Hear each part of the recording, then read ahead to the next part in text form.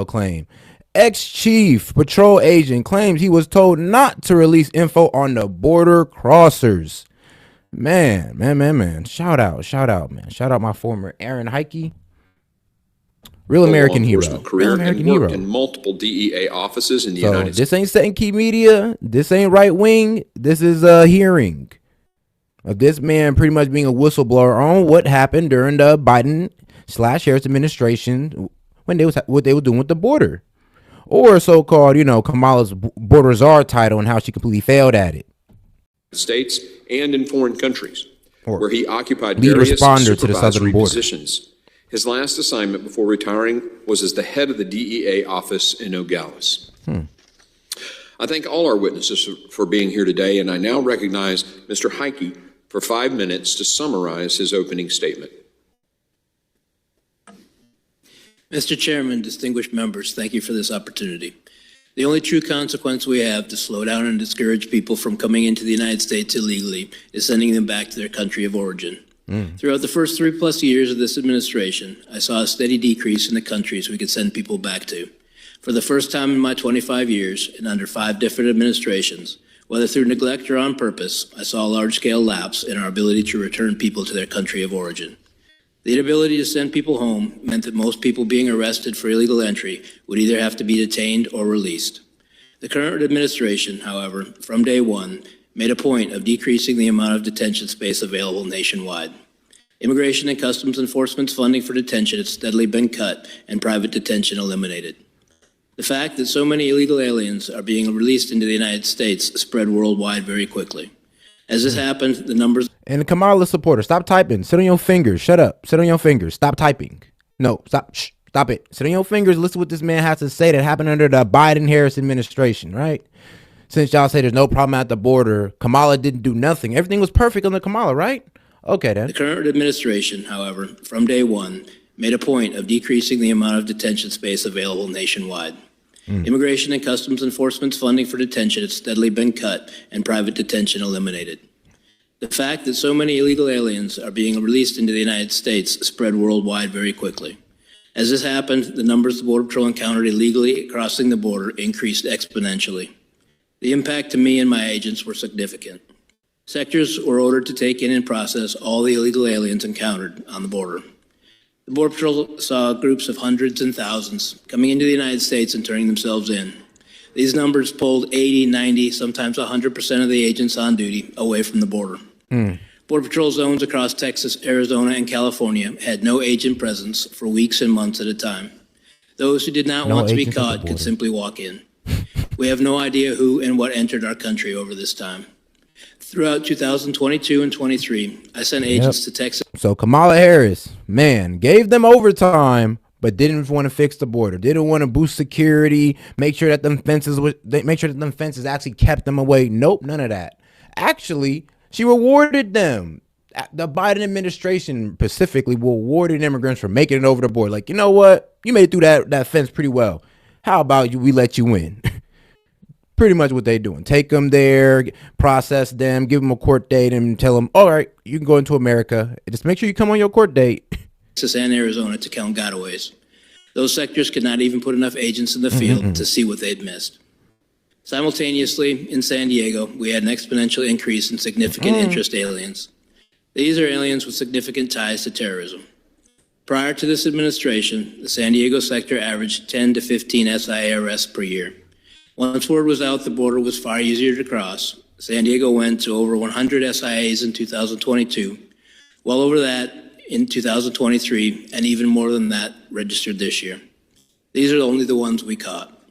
At the time, I was told I could not release any information on this increase in SIAs or mention any of the arrests. The administration was trying to convince the public there was no threat at the border. Fentanyl is another issue. The administration, the Biden-Harris administration, was pretty much lying to the public, saying, "Oh, the border's good. There's no threat going on." What you mean? Like, we have the lowest border crossings ever. Figure out it was all a lie. Yeah, okay. The San Diego area sees between 8. Talking about I don't play the truth, dog. My man, ever shoot? Forget about me, bro. Right here, the truth. This man is the truth. 80 and 90% Forget of about methamphetamine me. and This fentanyl man's the seizures truth. annually for our entire country. Right here. With little enforcement at the border, these drugs were coming through en masse. During my last year in San Diego, the price for a single pill of fentanyl, for example, went from $10 to 25 cents. To make matters worse, during 2022 and 23, I had to shut down San Diego traffic checkpoints, which are critical for drug interdiction, because the resources had been diverted to the process and release mission. The large numbers also had and still have a negative impact on the San Diego community. I had to release illegal aliens by the hundreds each day into communities who could not support them. To quiet the problem, 2 flights a week were provided from San Diego to Texas. These flights simply brought aliens that would have been released in San Diego over to Texas. Each flight cost approximately $150,000. Wild. This was the administration's way to try and quiet the border-wide crisis. $150K taxpayer money each flight to send immigrants to sanctuary cities. Yeah, Biden administration. There you go. I mean, once these flights were wait, stopped, can y'all accept this? I mean, Kamala Harris supporters, like, let's be real. Can you guys accept what he's saying? I just want, like, come on now. If you can't accept what a ex-chief border patrol agent is claiming, not even claiming, stating, you tell me, come on now, you can't believe this? Then nothing is, you can't believe nothing. There's nothing that can convince you. You might as well just hop off the stream. There's nothing I can show you that can convince you. Like, bro, I could show you him doing it red-handed on video. You still wouldn't believe it.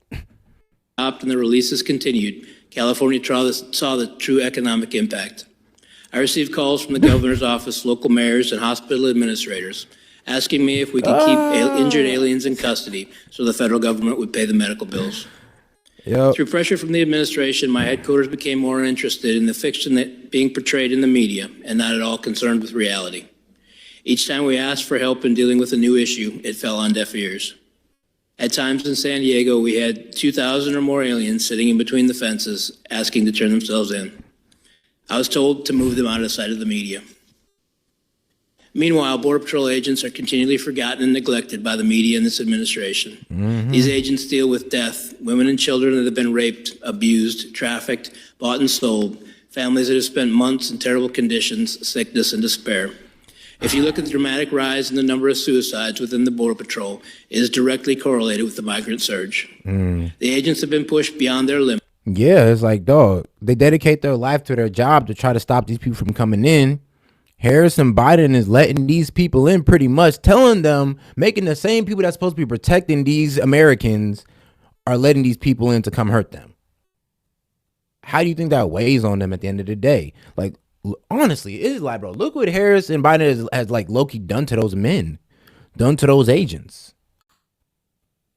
Like, this ain't even about Trump no more. Trump has nothing to do with this. He literally has nothing to do with this. This is everything that Biden and Harris did.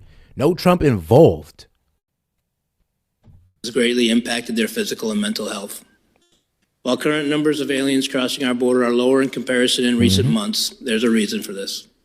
After nearly 4 years, this administration finally started to ask Mexico for help in slowing down the traffic through their country. This and other actions make a difference, but why has it taken so long? All of these tactics were being used before this administration took office, but this administration stopped or greatly limited them. I'm also concerned this will not be maintained. The problems we are facing at the border have solutions. These solutions can be quite simple and cost far less than the mess currently occupying so much time and money. And it's depressing to hear every time because it didn't have to be like that. It's like, wow, you effed up that hard. That hard? You effed up that hard. How do you do that with a border? And then, Trump knocked out the border bill. Like I said, y'all don't, first off, how can y'all say Trump has no respect? He had no respect from nobody, but yet he had enough respect to call in and get a border bill knocked off. Like, bro, make it make sense. Like, was he respected or was he not? All right, well, if he wasn't, then what they're saying about him calling in about the border bill is a lie. And if you do admit that he was respected, then maybe, it could be true. But you got to pick which one it is. Was Trump respected or was he not? You got to pick that. Like, you just can't sit there and say two things at once. Like, pick a side. Or a foreign. Like, pick a side and stick to it. What happened to that bill? Donald Trump got on the phone called up some folks in Congress and said, kill the bill. And you know why? Donald Trump said no, told them to vote against it because it gives him a campaign issue. Good Lord, is this disingenuous? Let's talk about what was in this supposed border bill. Out of $118 billion, $61.4 billion was for Ukraine. That's 52%. 12% was for Israel. 11% was for border security. So was this a border bill or a foreign aid bill with a border component to it? This is a classic politician move. Instead of actually addressing a targeted issue with specific solutions, load a bill with billions of dollars for unrelated stuff, make the bill hundreds of pages so no one can actually read it, and then blame the other side and say, well, we proposed a solution, but you shot it down. The Biden-Harris administration does deserve credit for finally signing an executive order in June that has substantively decreased illegal immigration across the border. But the Democrats held the executive branch and the House and the Senate. And shout out Chris Hogan, man, not to mention the 20 billion Mexican extorted from us. Yeah, bro, through Biden, probably from Obama as well. It's kind of crazy. It's like, dog, we try to send these people back. We catch their own people. They're criminals. And this is how you know they're dumping criminals on us. Because why wouldn't you want to take them back? If they're just law-abiding citizens and they're just good citizens, why wouldn't you want to take them back and just be like, yo, why are you trying to run away to America? But I don't know if they're criminals. Shit, you dumping them in America. I wouldn't want to take them back either. I'll sit there and be like, man, you better turn that plane around, boy. I don't want that boy back here. Like, what? For the first 2 years of the Biden administration, Biden has had the ability to unilaterally sign this executive order for 3.5 years. So why is it only now, interestingly enough, during election season, that they're proposing? Weak as hell. Alrighty here. Man. Ain't that crazy? And he held the board for 2 years. So there really is no excuse. There really is no excuse. You can't even blame it on him. Can't even blame it. Actually, let's get into some more facts, though. Arguments of the So the Trump fraud case went before the appellate court this week? Yes, the Trump fraud case. Remember where he defrauded or he overvalued some property? And now he owes like 400 and something million. Yeah, that went to court. Let's see how it went down. And by the time it was over, the closing arguments of the Democrat lawyers was just them begging to not get sanctioned. So look, many people aren't aware that the Trump fraud case went before the appeals court this week. And if you don't know how an appeals court works, there are 5 judges that sit in judgment for these cases. And they basically let the prosecution and the defense both lay out their cases. And their job is to consider whether or not the case was worth hearing in the first place. And it went so badly for the Democrat lawyers that by the end of it, their closing arguments was just them begging to not get sanctioned. So they argued a ton of different things throughout this case. But the biggest thing was the judges kept interrupting them. They kept saying, hold on. Can you find me one other time in history where the person who took the loan was able to call the bank that they took the loan from, and then that bank showed up and said, we weren't defrauded? And yeah. Can you name one time where we convicted somebody of a felony and the victim of this felony called in and said, bro, what you mean we weren't defrauded? Actually, we served bro a loan again. We did, bro. We served bro a loan 21 times. It had nothing to do, bro. Even the bank came out and said it had nothing to do with his home value. It had everything to do with the fact that we done loaned this man 21 times and he done paid it back.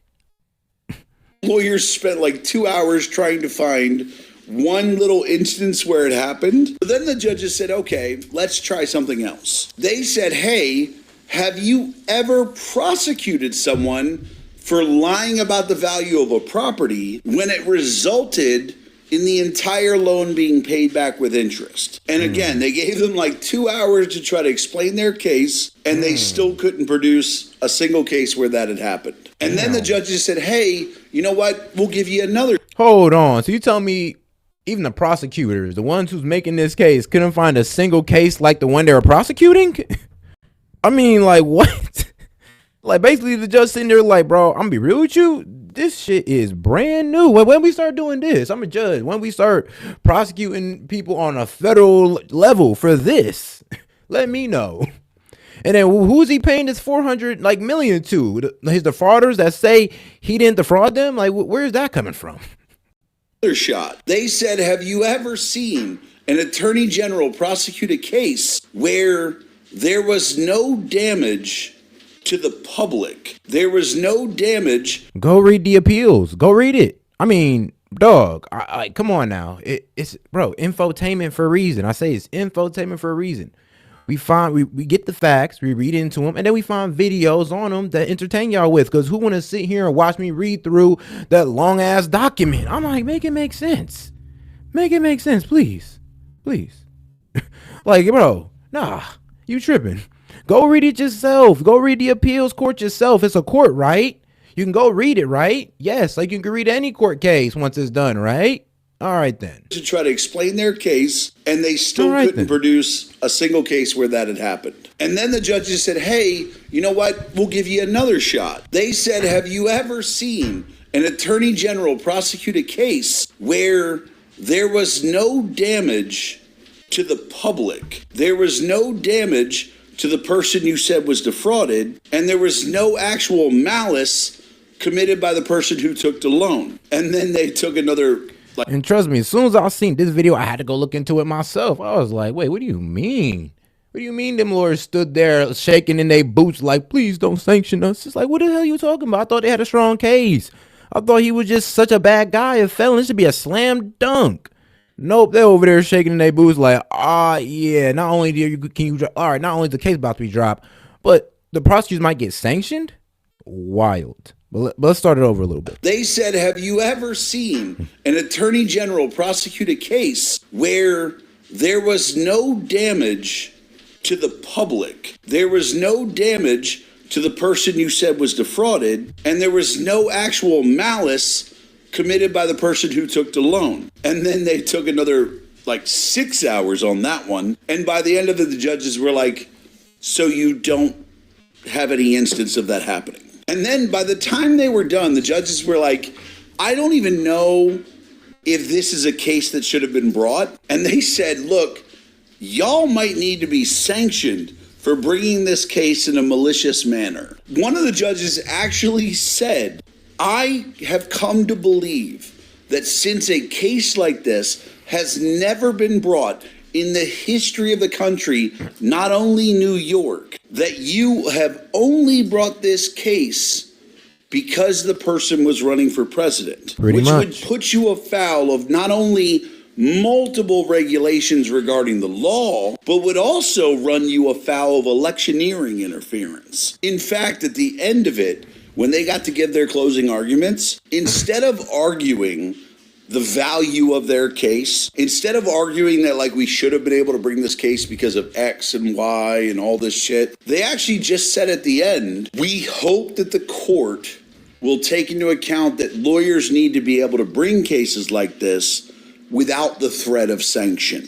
Basically, they were saying, we hope that you decide that we're not going to get in trouble for bringing this bullshit case. That was what happened at the appellate court. So Trump, being found guilty of fraud and having to pay $500 some odd million fucking dollars, and the whole left celebrating about that, he's going to get all that money back because the appellate court was like, this is a bullshit case. The people he took the loan from literally came to court on his behalf and said, hey, and if you feel some type of way about it, go look it up.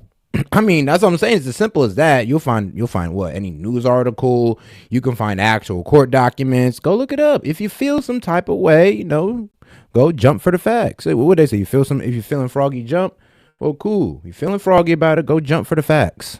We weren't defrauded. We knew he overvalued Mar-a-Lago. We took that into our calculations. And even if we had taken that into our calculations, and the value of Mar-a-Lago was part of 0.14. Like the president of Deutsche Bank said, you know why we gave him the loan? It had nothing to do with the value of Mar-a-Lago. It had to do with we given him 21 other loans. And he has paid back all 21 with interest. We were giving him the loan regardless of the value of anything. And that's where the appellate court was like, how do you have a case? Yeah. Deutsche Bank literally said we were giving him the loan regardless. Regardless, off the history of it, just off history. Like his property value had nothing to do with it. And that's when they started begging to not get sanctioned. So yeah, that's what happened with the Trump fraud case this week. Going really well for the Democrats. Yeah, it's kind of funny because other charges were dropped as well. So it's kind of crazy how you keep believing these people. But you held the House for 2 years. It didn't do anything, though. So what are you talking about? Like immigration up. But for 2 years during your administration, first 2 years, what's going on? And then you look at, legal migration, from Obama years all the way out to Biden years. And you can see during the Obama years that, Obama had it pretty well. He had it locked up, children in cages and all that good stuff. Then Trump comes into play, 2016, gets it to a record low, shout out, and then leaves on a record low. Now, yeah, he did have one bad year in 2019, but got it low. Man, ain't that great. And then here comes Biden skyrocketing it, breaking not 1, not 2, not 3, not 4, but 5 records. 5 entry records of illegal immigrants. And no, this doesn't come from S.E.T and media. No, this doesn't come from Trump. This comes from Custom and Borders. Yes. So, come on now. Come on. Be fair. Be fair. I know you don't like the truth, but it's in y'all face. We can get into the January 6th thing because, come on now. We can just break that down all the way through. How y'all want to talk about it? And shout out, man. Shout out Tony Helm. Appreciate the support, big dog. I just tried to super chat something negative about Kamala and told me to edit and try again. I changed Kamala to Trump and it let me. Yeah, you can't really. That's why people kind of like code name Kamala's name, or they misspell it a little bit, or they put it together and all that. Cause bro, yeah, dog. I try to ask Google Gemini about Kamala's policies. I can't get nothing. Dead ass. You can ask him about Trump's policies and it'll give you his negative perspective, but you ask anything about Kamala, nothing. So Google, trust me, it's protecting Kamala on the highest level. It's actually amazing. I'm kind of impressed, a little bit impressed. It's like, oh, okay. But look at this though. BLM riots first January 6th. Which one, man? 500 plus riots were going on. Man, ain't that crazy? In January 6th. So one was left wing, one was right wing. Man, let's see the comparisons. One lasted 7 months. One lasted a couple of hours. One had 20 unalivings. One had 0 unalivings on that day. But I guess there was others that died the day after. So I will give y'all that one. Hundreds of small businesses destroyed. No small businesses destroyed. Come on now. Can you really call it an insurrection when we line them up side by side? I don't know, 150 plus federal buildings damaged. One federal building damage, billions of dollars, hundreds of millions of dollars in damage, 1.5 mil. Hold on. Over 2,000 officers assaulted, 140.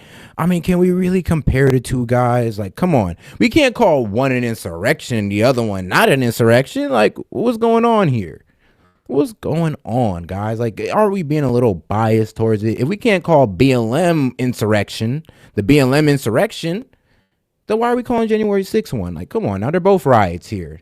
Just one is protected and one's protected by the media and the other one's demonized by the media. There's a difference going on. I hope you can see it. And the number, Bob, the actual number is $93 trillion. Appreciate you, Tony. That's what they want.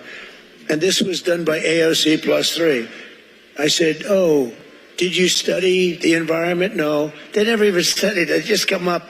They want to do things like no more cows and no windows in buildings. They have some wonderful plans for this country. Honestly, they're crazy, and they're really hurting our country badly. But I just want to say it's been an honor. I've had such great support from the Hispanic community and from the Black community.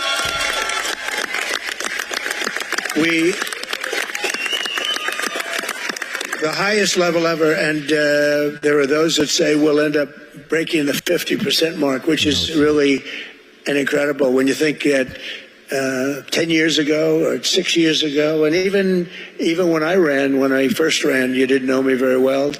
And you got to know me well. And the second, we did great in 2020. We did better in 2020, frankly, than we did in 2016. Much better. We got millions more votes. But we did very well with the Hispanic. And now we're doing record numbers. And I think we're going to have a tremendous election. I think we're going to have an election like no other. I think this is going to be the biggest and most important election in the history of the country. And a big beneficiary will be the people in this room. They've been just so great. You know, Hispanic people have tremendous, they say you can't generalize, but I think you can. They have wonderful entrepreneurship, and they have, you have such energy. Just ease up a little bit, okay? Ease up. No, you have great ambition, you have great energy, very smart, and you really do. It's like natural entrepreneurs. That's why the small businesses in the country, I mean, they are largely the number of Hispanic Americans operating small businesses and big businesses too, very big businesses, running them for stockholders. So it's an incredible group of people. It's an honor to have you on my side. We are getting numbers of Hispanic Americans that nobody ever thought possible. And we're up in all of the polls. Well, it looks like we're leading just about everywhere now. We're leading I think all of the swing states that came out this morning. We're leading all of the swing states. And part of that is she can't answer questions. She doesn't know what the hell she's doing. We can't have that. We had that 4 years ago. And we had that for the last 4 years, and we can't do that anymore. We're not going to survive as a country. We're in very dangerous shape. We're in very bad shape as a country. You look at all of the things that are happening that are so bad, and it's just something we can't take. So we are going to be with you. You've been with me. Get out and vote. And again, November 5th, I believe, is going to go down as maybe the most important day, I hope, right, Mr. Congressman? But I hope it will, because it'll show what we do, but it'll be the most important day in the history of the country. And, I said that with 2016, and I meant it, but this blows it away, because 2016, we had problems, but we didn't have this kind of a problem. We have a problem of survival of our country, because we're run by very stupid and probably evil people. And we can't have it. So thank you very much, Bob. I hope that's a positive message. Is that a positive message? Thank you very much. Thank you. Thank you, Mr. President. Let's make it clear to the Hispanic community that the Biden and Harris administration have killed our economy, destroyed our border. Preach, sis. They have destroyed everything good that we have in our country, but they have not destroyed us. And we're going to give President Trump the biggest win in November. Hispanics are.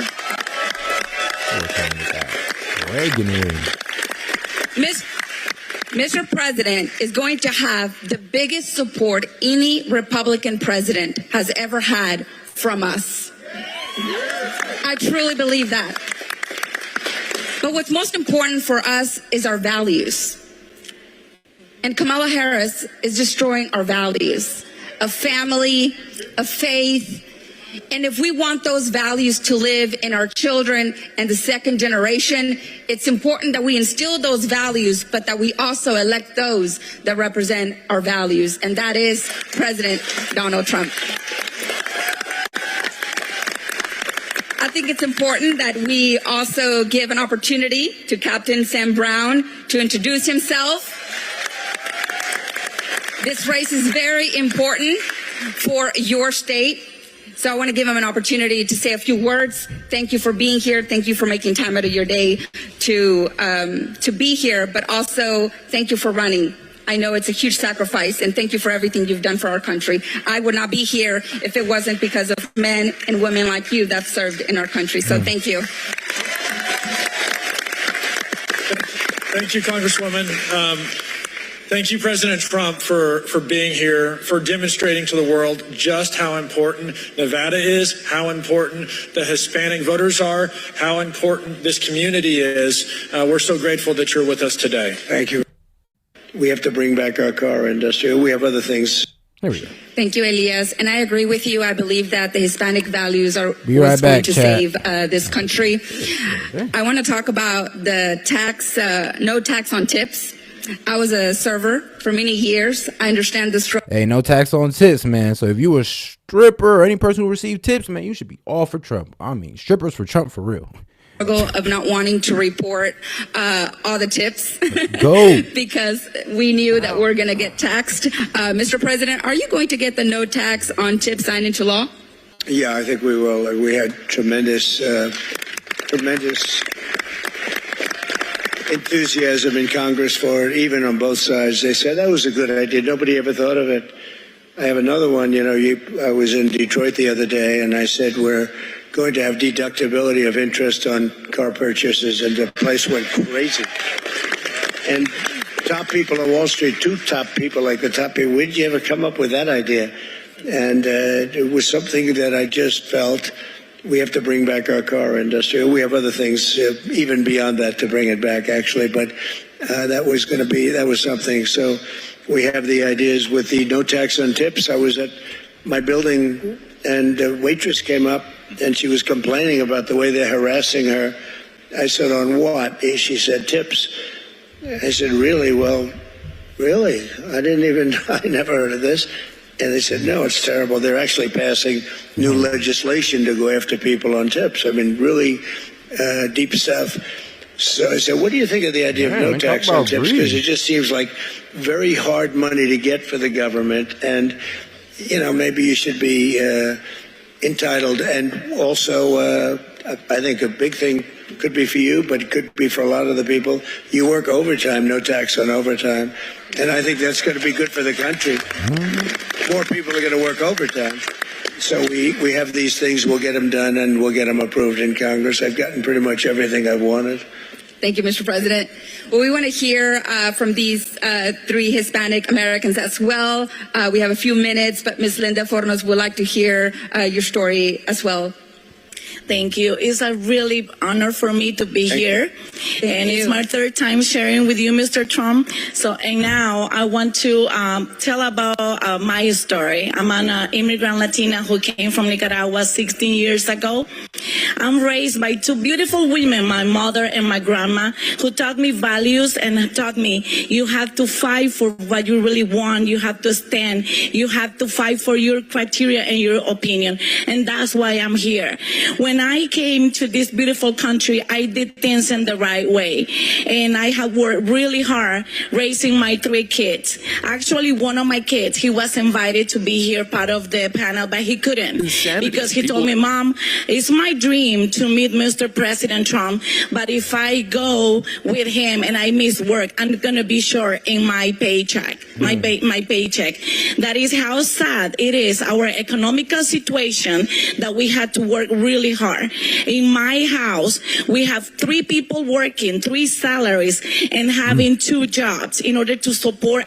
And it's crazy, though. People actually have to work. I remember, I think I was younger, bro, and it was crazy. I remember there was an old head telling me, like, yo, I got to work overtime just to afford the bills. I'm like, whoa. I'm like, hold on. You're like, overtime should be extra money. I thought the 40 hours or at least half of your check should be all, like, the bills. And then, when now I'm seeing today, it's like, it's even worse than what bro was talking about or the old head was talking about. It's like, bro, I'm working 50, 60 plus hours, straight bills, no extra money. And I'm like, what? And I'm talking about overtime, where their overtime is at least going to be like you're working 30 plus an hour, all towards bills. I'm like, all right, bro, what type of economy are we in? Because, man, I swear to God, during Trump, it was not like this. You worked overtime, man, that was extra money. Now you work overtime, boy, that's just to pay the bills. The bills. That done doubled on us somehow, some way. Our economy in our house. And And the green energy deal, that green new energy deal, that was, I ain't gonna lie, if that got fully enacted, oh my God, we'd be looking at record high energy prices. It's not just me, it's all the community, the Hispanic, that they are facing the same situation. What is frustrating is how Democrats who stands for Hispanic, that's what they say. We are here for Latino people. And I ask to everyone what they have done to us. Nothing. They have done nothing. And that's one of the reasons why the Latino community now stand for you, Mr. Trump. That's why they are supporting you and they want you back. It's not time to regret, because many people, they vote for Democrats, as I did.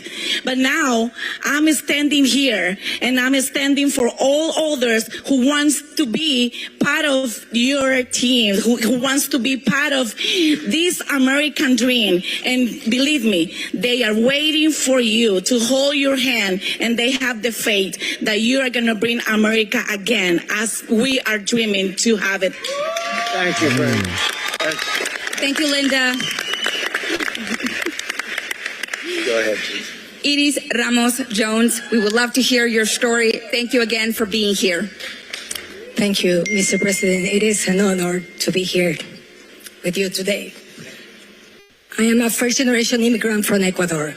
I came to this country 11 years ago. I became a citizen when you were president 5 years ago.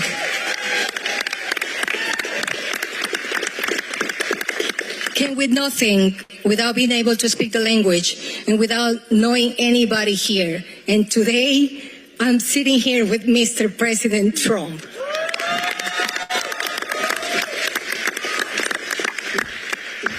And that's what I'm saying. That's why this whole immigration thing's insulting.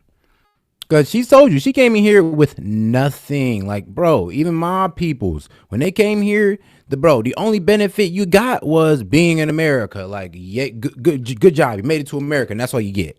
There is no EBT cards with thousands of dollars in it. You don't get a debit card. It didn't give you housing, nothing. You have to figure it out yourself. So for immigrants to come in here this day and get such a relief package, I don't know, such assistance, it's a smack in the face. Cameron. That's my daughter. I'm weak. When you and mommy used to sleep on that mattress on the floor, I never thought this was going to be possible. This is only possible here in America. Amen.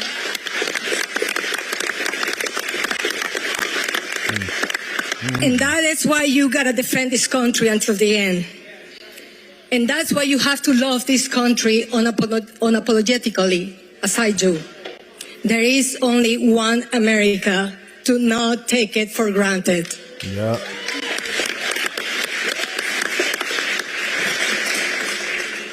The ones that have come from different countries know how bad it can be. How bad it can be if we do not defend our freedom. How bad it can be when they want to silence us. How bad it can be when we lose our rights. And when we do not defend our values. Values that were taught by our parents and our abuelitas. I'm proud to be part of a community that work hard every day. People of faith, people that in today's economy are suffering. They have to have 2 or 3 jobs to meet their needs. We immigrant Hispanics have already made the sacrifices by leaving our countries, leaving our families, leaving everything that we know. And on the west side, I mean, they feel it the worst. Bro, you think prices, if you're on the east side, man, look, I know prices done rose for us. Well, look, if it doubled for us, then it tripled or quadrupled for them. And we all know the west side's way more expensive than the east side, given good weather, I believe. But it is effed up, though. So if you think it's bad here, oh, my goodness. Over there, not only having their wages went up, but everything done tripled on them. Like, they're dealing with the same stuff we're dealing with, but with a higher price and like with a higher price accumulation. It's like, it's crazy. Oh, behind. We have nothing to lose. And we do see this country with a lot of hope. hope that Well, I you suppose gave us, legal migration. and that we hope to restore it. We're willing to learn and embrace those opportunities because we are survivors. We take risk. We get things done when we do have the opportunities, but unfortunately, opportunities in today's America are lost. In the last 4 years, they have proved that they want to divide and bully those who don't think like them. Facts. It's called repressive tolerance. Is where you can only tolerate ideas from the left, but you cannot tolerate any ideas from the right. And this like regressive tolerance, the people that have regressive tolerance have no middle ground. Like you can't face it. You can't have a middle ground with them because anything conservative they reject. But as soon as you bring up a liberal point, they're like, oh yeah. It's wild. They know the power of Latinos, and they are only using us for political purposes. Regressive tolerance, my bad. In the last 4 years, they have proved that they do not care about us. Thank you, Mr. President. Thank you, Iris. Mr. President, really quick, what do you say to those who immigrated here to this country the right way? What do you say to those people that are here in this country? So you have a lot of people that came in and they went through 10, 12 years of work, and I think they're being very unfairly treated. They've worked so hard and they're so proud and they love the country. And we have people coming in, many people coming in and do a good job, and many people shouldn't be on that line because they're dangerous people. We have a lot of dangerous people. And we're going to take care. We want, just so we understand, we want to have strong borders, but we want people to come into our country legally, and it'll happen. We're going to have a lot of people come in, but they're going to come in legally, and that's the way it has to be done. We all know that. I think everybody knows that around the table. Thank you, Mr. President. Yeah, I think we just need to cut off immigration for a couple years. Give us enough time to send everybody out. And then, once we get that done about a couple years or so, we can go ahead and let them back in. But we need to lock it up and then, reopen it the legal way, of course. And probably make it a little bit more difficult for people to get in here. Border-wise, application-wise. We can't, you can't come in here if you have any terrorist ties, severe crimes. But for some reason, we're letting them in regardless. Like, who cares? Wild, huh? Communities is that we have not yet seen the same kinds of energy and turnout in all quarters of our neighborhoods and communities as we saw when I was running. Now, I also want to say that seems to be more pronounced with the brothers. So if you don't mind, just for a second, I'm going to speak to y'all directly. Really? And say that when you have a choice that is this clear, when on the one hand you have somebody who grew up like you, knows you, went to college with you, understands the struggles and pain and joy that comes from those experiences. He said to work harder and do more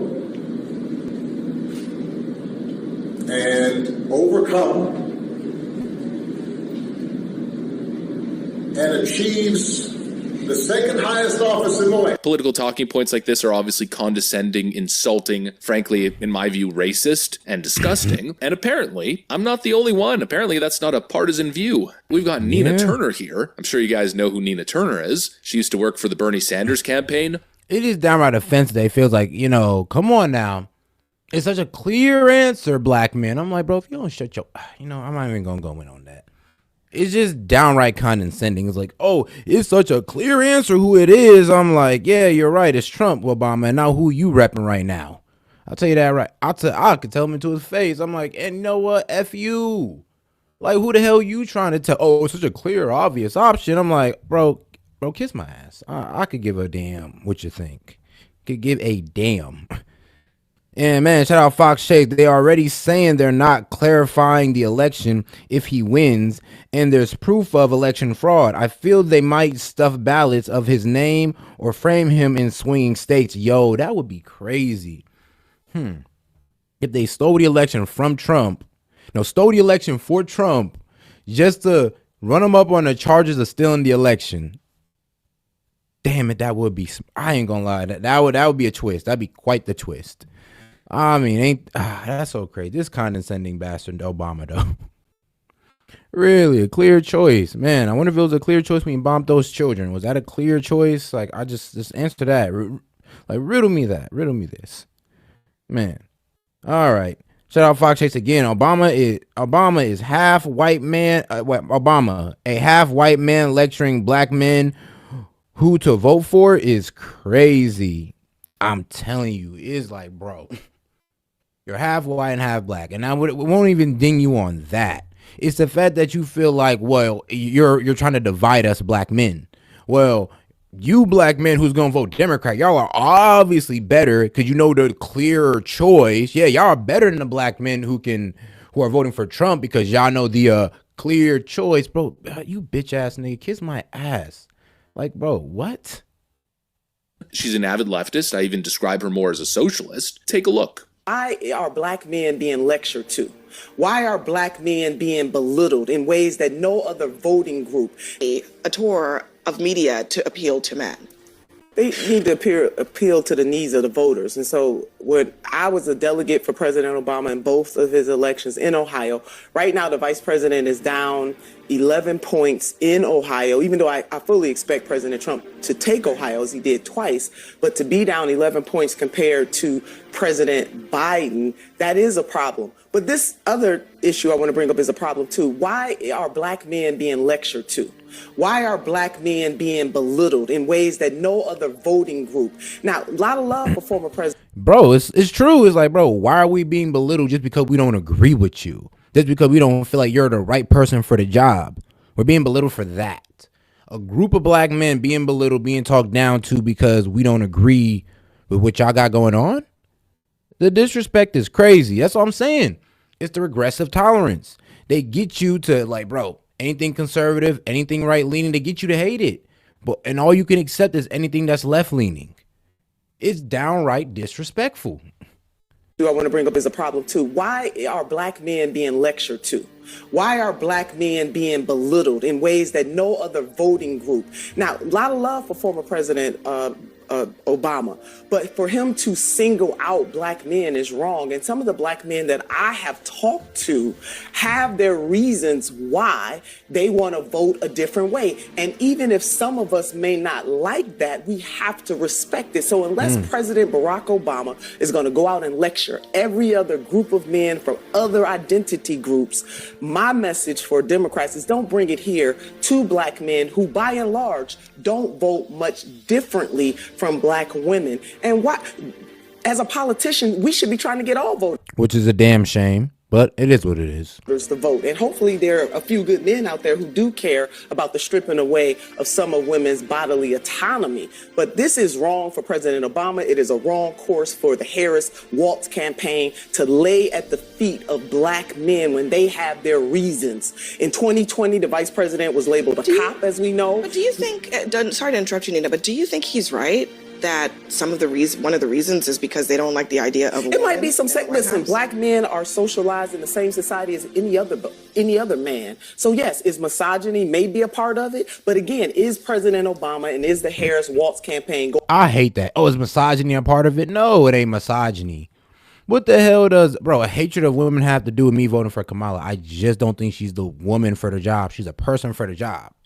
You tell me I'm misogynist. I hate women all of a sudden, I just hate women because I don't want to vote for one? I mean, bro, the gaslighting, the condescendingness, bro, what do you think, we're dumb? It's like, what, you think we're going to fall for that? Well, I'm not. I don't know. You can't tug on my emotional strings like that. I'm just going to hit you with the I don't care. Like, cool. I guess I'm misogynist. I guess I'll be a misogynist this election. It's like, But when Trump's in office, I'll go back to being a woman lover, I guess. That one of the reasons is because they don't like the idea of a woman. It might be some listen, black men are socialized in the same society as any other man. So yes, is misogyny may be a part of it, but again, is President Obama and is the Harris Waltz campaign going to lecture other male groups in the same way that they're lecturing She had that panel speechless, and she's totally right on the frickin' money. She asked the question, why are black men being lectured to? Black men being belittled? And that's exactly what it is. I don't even need to really explain it. Vote for Kamala Harris because you and her share a common skin complexion. That is essentially, in essence, what Barack Obama said. It's an insult to your intelligence. And frankly, I think a lot of people are just sick of it. You know, the way black men feel, I think can be described by a clip that popped up on my timeline here of Charles Barkley. I voted Democratic my entire life.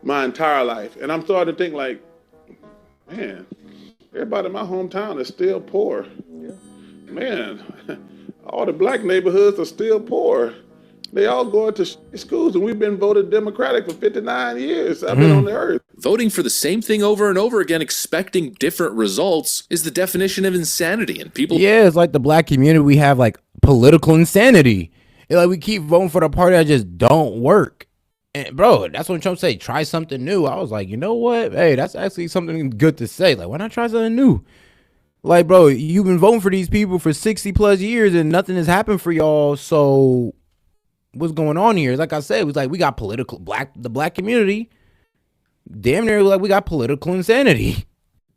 People have had enough. They've been told their entire life, vote for the Democrat. It's going to make your life better. It's going to solve all the problems in the inner city. But the Democrat track record is horrible. In many cases, in many neighborhoods, things are worse now than they were before. People have serious issues, and they're starting to research a lot of the top issues of the election. They have legitimate grievances, and now they're being told, put that all aside, stop being a sexist, and vote for Kamala Harris because she's just like you. Give me a freaking break, and it's even worse. I mean, way worse, with Kamala Harris as the subject, because only recently now is she claiming this deep connection to black American roots. Throughout her entire career, she was an Indian woman. The headlines were always the first Indian woman elected. And now all of a sudden, Kamala Harris is talking about Tupac and Biggie, washing her collard greens in the bathtub, and faking an accent at these events. It's a slap in the frickin' face. And people are frustrated with it. They're frustrated with the whole process. But most importantly, I think people are done with...